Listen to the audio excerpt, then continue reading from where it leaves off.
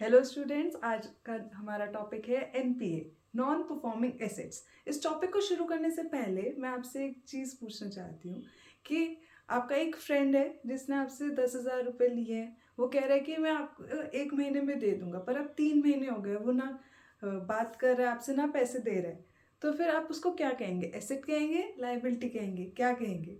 इस चीज़ को ध्यान में रखते हुए आज का हमारा टॉपिक है, उसको हम शुरू करते हैं। ये बैंकिंग का एक बहुत अच्छा और इंटरेस्टिंग टॉपिक है। तो फिर इसमें पहले हम जानते हैं कि बैंक के लिए क्या एसेट है और क्या लायबिलिटी है। जब हम कॉमन इंसान जब बैंक में पैसे डिपॉजिट करता है अपने सेविंग अकाउंट में या एफडी में, वो उसके लिए लायबिलिटी है, क्योंकि बैंक्स को वो पैसे वापस देने। और उसके लिए एसेट क्या है फिर? जब बैंक किसी को लोन देता है, उसके लिए वो एसेट है, क्योंकि वो वापस आना है, उसका जो इंटरेस्ट है वो वापस आना है बैंक को, तो ये उसके लिए एसेट है। तो हमने जान लिया कि एसेट क्या है। अब हमें पूरा जानना नॉन परफॉर्मिंग एसेट। तो जो मैंने अभी आपको एग्जांपल दिया कि आपके फ्रेंड ने आपको पैसे वापस नहीं दिए, तो वो नॉन परफॉर्मिंग एसेट है, क्योंकि वो हमारे वापस रिकवर नहीं हो पाएंगे। तो इस चीज़ को 4 चीज़ों में क्लासिफाई किया जाता है। स्टैंडर्ड एसेट वो एसेट है जो पैसे वापस आ गए हैं। सब स्टैंडर्ड एसेट वो हैं जो 90 डेज अब हो चुके हैं। इसमें एक चीज़ ध्यान रखने की है कि 90 डेज का रूल होता है। अगर 90 डेज में इंटरेस्ट या फिर उसका जो प्रिंसिपल है कुछ भी नहीं आया है बैंक के पास, तो वो नॉन परफॉर्मिंग एसेट हो जाता है। तो सब स्टैंडर्ड कैटेगरी में वो है जो एनपीए हो चुके हैं एसेट्स, पर अभी 12 महीने नहीं हुए हैं। तो मतलब कि अभी थोड़ा है रिस्क, पर इतना ज़्यादा रिस्क नहीं है कि वो रिकवर नहीं हो पाएंगे। नेक्स्ट है डाउटफुल। डाउटफुल वो हैं जो 12 महीने से ज़्यादा हो चुके हैं, जिसको एनपीए हुए और अभी तक उसके पैसे नहीं आए, तो मतलब बहुत ज़्यादा रिस्क है बैंक के पास कि वो पैसे वापस नहीं आएंगे। उसके बाद नेक्स्ट है लॉस एसेट। जिस एसेट को बैंक डिक्लेयर कर चुका है कि ये पैसे वापस आएंगे ही नहीं, तो वो लॉस एसेट है। अब इसके बाद हम करते हैं कि why do NPS happen. NPA क्यों होते हैं? कुछ तो विलफुल डिफॉल्टर्स होते हैं, मतलब उन्होंने बैंक से पैसे ले लिए, उनके पास पैसे हैं, पर वो विलफुली नहीं दे रहे हैं, क्योंकि उन्हें पता है कि कुछ टाइम बाद वो नॉन परफॉर्मिंग एसेट में हो जाएंगे और उन्हें पैसे देने ही नहीं पड़ेंगे, ना इंटरेस्ट देना पड़ेगा। तो वो विलफुल डिफॉल्टर्स होते हैं। और कभी कभी होता है बिजनेस फेलियर। किसी बिजनेस ने लोन लिया है और उसका ईएमआई पे था कि उसे एक हर महीने देने हैं पैसे, पर उसका बिजनेस लॉस में चला गया, फायर हो गई, इकोनॉमी बहुत डाउन है, तो उस वजह से वो दे ही नहीं पा रहा है। तो फिर वो फेल हो जाता है और वो नहीं दे पाता, तो इसको भी नॉन परफॉर्मिंग एसेट में डाल देता है बैंक। उसके बाद पुअर क्रेडिट अप्रेजल। जब बैंक्स बहुत ध्यान से जो लोन लेने आया बोरोअर्स है उनके बारे में नहीं जांच करता और उन्हें दे देता है, तो वो पुअर क्रेडिट अप्रेजल में होते हैं।